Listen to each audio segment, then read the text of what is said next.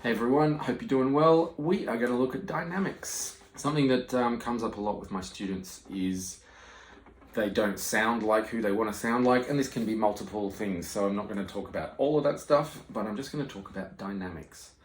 I look at music, I try and break it down as simple as possible. I try not to think about scales and theory and all that sort of stuff. What I try and think about is the melody I'm trying to play and the rhythm that I'm trying to play. So I break it down to kind of thinking of like mountains, or peaks and troughs, however you want to look at this. So this is loud and soft. Then we've got this, which is your timing, and you're sort of like a river. You're kind of moving left to right. You can have perfect time, that's fine, but you want to be kind of just moving with it. You can push a little bit, pull a little bit, and then you don't want to go too far. You fall off or fall out of the river, I don't know. So we've got left and right wiggle, which is your timing and your groove. Then we've got up and down, which is your dynamics. So when I'm playing, if I'm just doing something,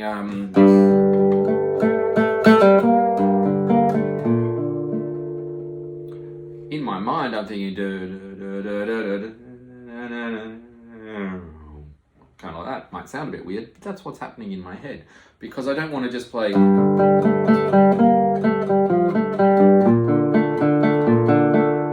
Sounds lifeless and terrible. So try and think. That was also, before I go on, that was free form. That wasn't to a metronome.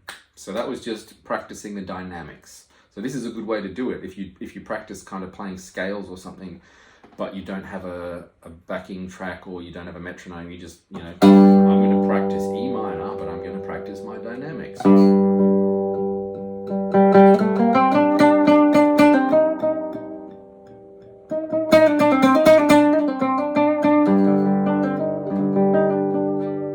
So I'm getting faster, I'm getting louder, I'm getting softer, I'm getting slower, or whatever. This is the idea. So if you apply this to your practice and your playing, you're going to sound more human and more emotional and in control of the instrument. So even if you're into practicing scale exercises, if I'm just doing this, I think I'm missing out. Well, I am missing out on so many other ways to practice your scales. If that's the way you want to practice your scales, go for it. I would suggest doing it. You can have a metronome on, but actually, I'm going to put a metronome on. Now I'm talking about a metronome. All right, so I'm going to put a metronome on at 110 BPM. So if I'm playing my scales,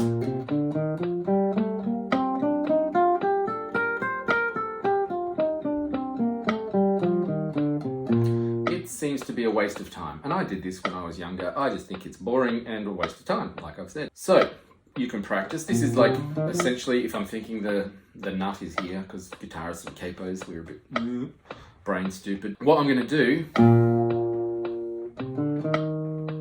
going to play rhythmically and dynamically.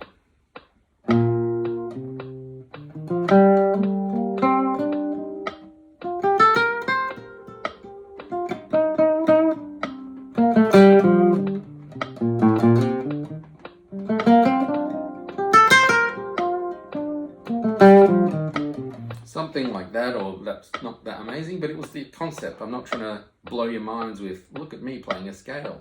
Just don't practice up and down constantly without trying other things, dynamically and rhythmically pushing and pulling.